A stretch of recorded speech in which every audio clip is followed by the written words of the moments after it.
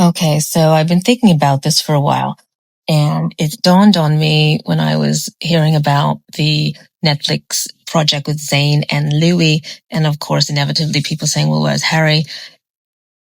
And it prompted me to think, ever since One Direction ended, there has been what appears to be a distancing from the past, and theories abounded that it was Harry wanting to reestablish his solo brand, and any kind of reunion would sort of erode that. But I have a theory that a lot of what Harry's post One Direction marketing has actually, because he had that $20 million marketing budget behind him when he first had his debut solo album, I think that a lot of what is dictating him being distant, quote unquote, from the rest of the band was really not him. It doesn't seem like him. I mean, we don't know Harry, but it doesn't seem congruent with just the Harry we know. I mean, most recently, Harry attended the wedding of a childhood friend of his that he had known, I think from primary school. So somebody who's that able to sustain friendships despite his life going on the trajectory it did is not consistent with somebody who would distance himself from his bandmates, where even though they didn't organically form One Direction, they really bonded. So my point is, I think this kind of distancing narrative is actually a part of a marketing campaign, and I'll explain why. So Harry Styles, of course, is not just a former boy band member. There are fans of his who have no idea he was in a boy band. It blows my mind that people don't know that there are people who don't know that One Direction was Harry Styles' origin story as an artist. Goes to show how short people's attention spans are. But ever since he went solo, Harry has become a Grammy winner, a Vogue cover star, an arena headliner, and a style icon. And he's silent on this whole, you don't see him hanging out. You never saw him hanging out with any of the other boys, right? After they disbanded.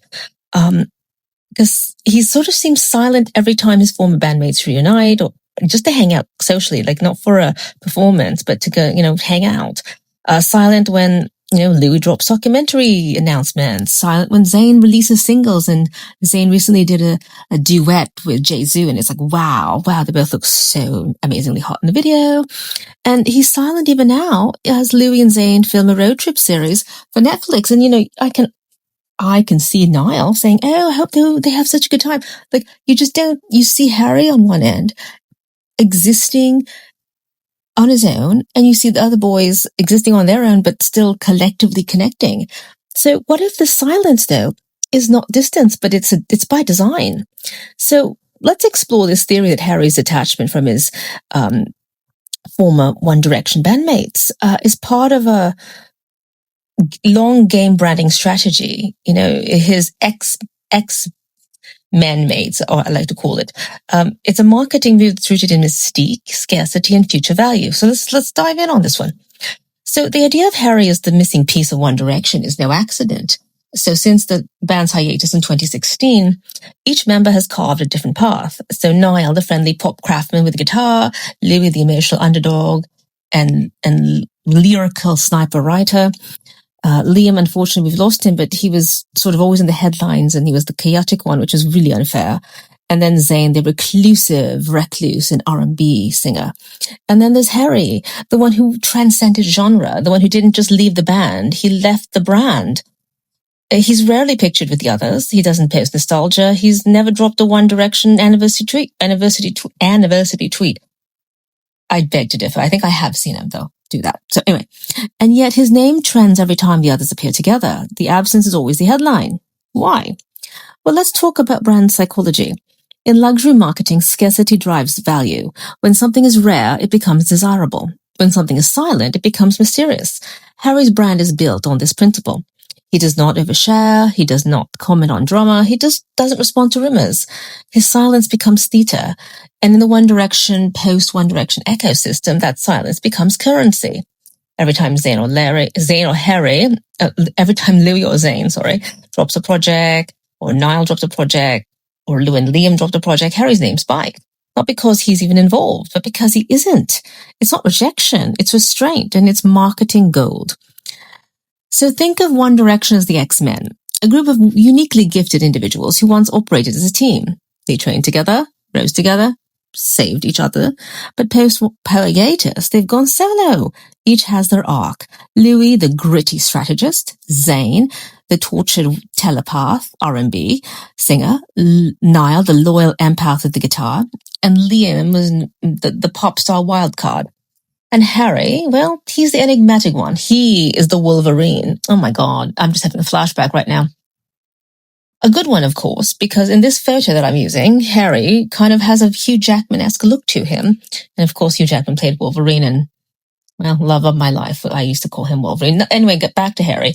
The one who, so Harry's the one who doesn't rejoin the team, but never quite leaves a narrative. And Wolverine kind of had the same kind of storyline. So Harry's absence builds the mythos. His return, if it ever happens, would be seismic. So when news broke that Louis and Zayn were reuniting for a Netflix road trip documentary, fans were stunned and thrilled. I was like, woohoo, I can't wait. It was the first public collaborative project between One Direction members in years. But just as quickly, another emotion crept right in. Well, where's Harry? Fans dissected every frame of the teaser. Would Harry appear as a surprise guest? Would they mention him? Would there even be footage or quotes or whispers, anything on this 3-part docuseries when it hits the television? Well, there wasn't, and yet Harry trended anyway. So Harry's silence became a gravitational pull. Fans weren't just watching the show, they were watching the empty chair. So in fandom theory, there's a concept called symbolic absence. The idea that someone not being present can be just as powerful, or more, than showing up. So Harry's absence fuels fan fiction. It sparks controversy, conspiracy, and it creates longing. And when the fans long for something, they'll talk. Every Louis interview becomes a code. Every Zayn lyric becomes a clue. Every grainy image becomes a shrine. So this is how legacy is built. It's not just through participation, but through deliberate distance. Now, here's where the marketing becomes strategic economics. Imagine Harry participates in every minor reunion, a tweet here, a live stream there. That would feel casual, predictable, and it would devalue a future reunion. And if he stays distant, if he lets the mystery build, if he lets time do the marketing, then when the day finally comes, a real full One Direction reunion, the payoff would be exponential. Not just emotional payoff, but financial payoff. Tickets sold out in minutes. Streaming rights, recording would be record-breaking. Docuseries would be multi-million-dollar bidding wars. The merchandise would be historic pre-orders. A scarcity-built return could generate hundreds of millions globally, if not billions. So there's another possibility. Maybe Harry isn't avoiding his bandmates after all. Maybe he's just waiting in control. Maybe they're all secretly, covertly meeting, and they're actually sitting around planning how to kind of keep this mystery going because people actually talk about it. Like it's leveraging a point. And, maybe Harry is waiting for the control to reunite on his terms, just to shape the narrative, to protect the version of One Direction that aligns with his current self. We've seen how protective he is of his image, carefully curated albums, fashion choices with subtext, public silence that speaks louder than words. He may not want to reject One Direction, but he may want to rewrite it. If this theory is true, then Harry's playing a long game, and who else would he have learned that one from but for Louis? So he's not necessarily letting go of the One Direction age or era. He's letting nostalgia ripen. He's letting the public miss him in the collective, like miss him as he is with his bandmates. And so that's when he finally will say, yeah, let's do it. It isn't just news. It's a global event, television. It's the kind of reunion that breaks records, the kind of tour that crashes servers, the kind of moment that makes pop culture history. So the next time Harry Styles is absent from any kind of reunion or not seen out and about with the 3 other boys, it's by design. Maybe he is hanging out with them. He just finds a way to, because if you don't want to be papped, like Niall says, you don't get papped. So don't see it as rejection. Maybe it's nowhere near that at all. Maybe it's really just a respect for the timing. And maybe it's marketing brilliance. Maybe it's a whisper of something bigger waiting to happen. And until then, we'll watch the shadows because we'll analyze the silences in the meantime. We'll always read between the lyrics because there's so much subtext underneath.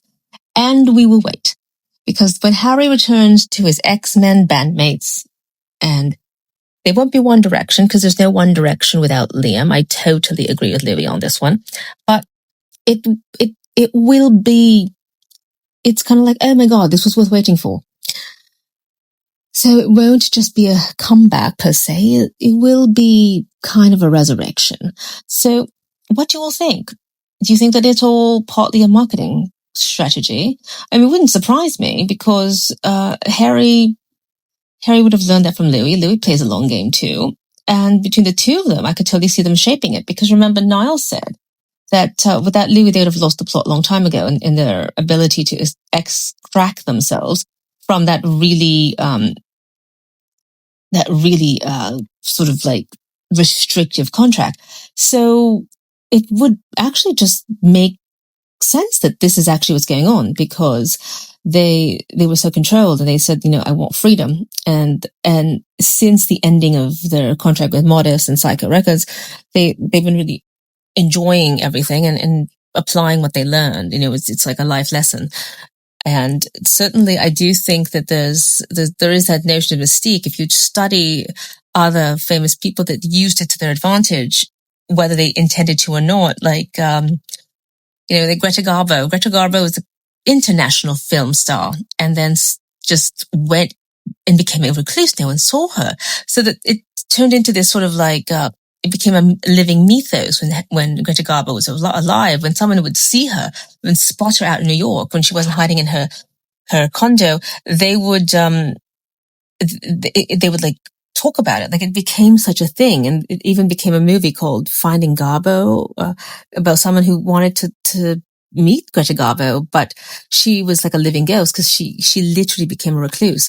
Other times you see this even with non-actors, that they so rarely give interviews. I think I don't know if it was Clint Eastwood or someone else who suddenly stopped giving interviews that were like freeform. Like they would respond to their publicist if you handed them the pre-approved questions, and they would give back a formulated answer. And so there was just literally no chance of catching them off guard, of getting a soundbite, because it was all written. There's that famous Billboard model, Angelique, who's been kind of the very glamorous kind of aesthetic. And she's been around for a long time. And she is the same way in terms of, like, when people have tried to interview her, it's all by writing, very, very curated. And that has created a mystique about her. I think it's extended the lifespan of her brand, because it's like, who is this person? Like, there's all this, they become opaque, and the intrigue fuel the marketing from the audience. So I thought that a lot of what Harry